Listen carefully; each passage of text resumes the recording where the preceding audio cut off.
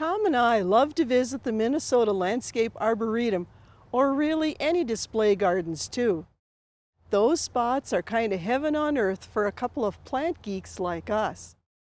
When I found out there was an arboretum near Brainerd, it became part of my bucket list.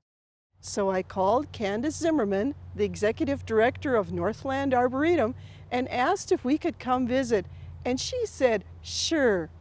Welcome, Candace. Thank you. Looking forward to sharing more with you today. Tell me, how and when did the Northland Arboretum get established? Well, the Northland Arboretum was established in the early 1970s. This used to be the Brainerd landfill. So the community rallied together, decided that this needed to be a place of a green space. It needed to be a place of beauty. So they rallied together with the help of our founder, Rudy Hillig, and they made it into what it is today. How big is the Arboretum? The Arboretum itself is 413 acres. So that includes our garden areas, our trail system, and we're open year-round, which provides a lot of recreational opportunities for the community. We receive, I would say, about 25,000 individual visits between our festivals and our events, the cross-country skiing meets that we hold here, and the many educational programs that we offer to the community. We get a lot of visitation. We are open 7 days a week here at the Northland Arboretum.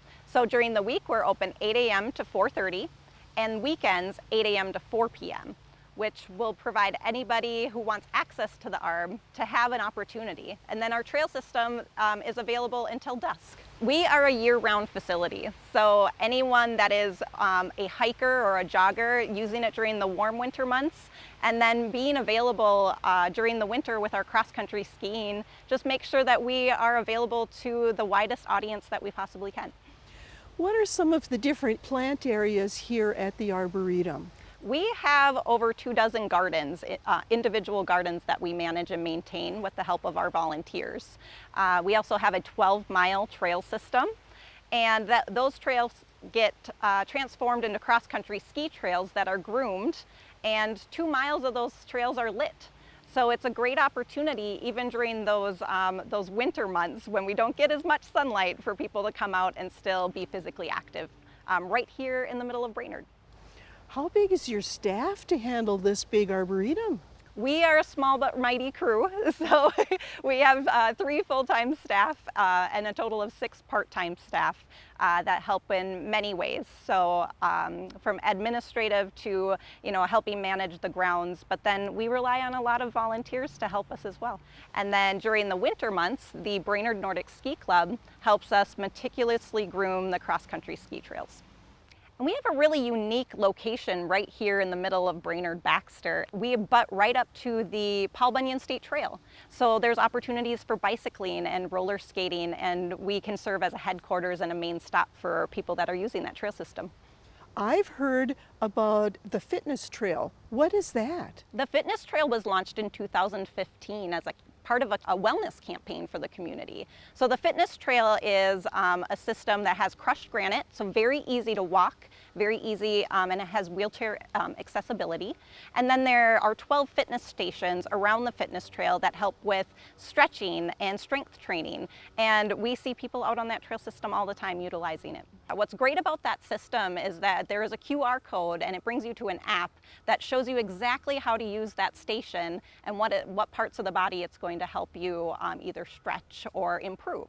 So that app system, it can be available just on your smartphone. What are some of the garden and gazebo areas that you have here at the Arboretum? This is one of the main gazebo gardens that we have. It's a great opportunity to hold a ceremony here, but it's also a great educational opportunity because each of the plants are labeled by our master gardeners.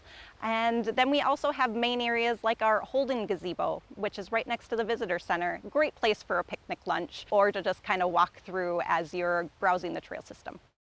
Each of our garden areas are available for rent, and a lot of times people will hold their ceremonies here or a family reunion, and all they have to do is call up the visitor center and we will make sure that it's reserved for when they visit. Who keeps this so beautiful? It's a great partnership opportunity between my maintenance crew, but then a huge component of it is our volunteers. And they're in here on a weekly basis, making sure that it is all maintained, that it's well labeled, and that it's providing a great experience for our members and our visitors. How do you determine what is planted in here or what programs that you do? A lot of it is planned out in advance. We do project planning with our grounds and maintenance committee. So once a plan is put in place, then it's on to implementation. So we always have to decide, do we have a budget and do we have a sustainability plan for those areas? And it takes it's a labor of love, and it takes a lot of people to maintain 400 acres, but somehow the community rallies and we make it happen. And you can see the result of that as you're walking through. So do you have plants that are donated, or do you purchase all of these beautiful plants? We do have a lot of plants that are donated. We do have our master gardeners often take them from their home gardens and transplant them.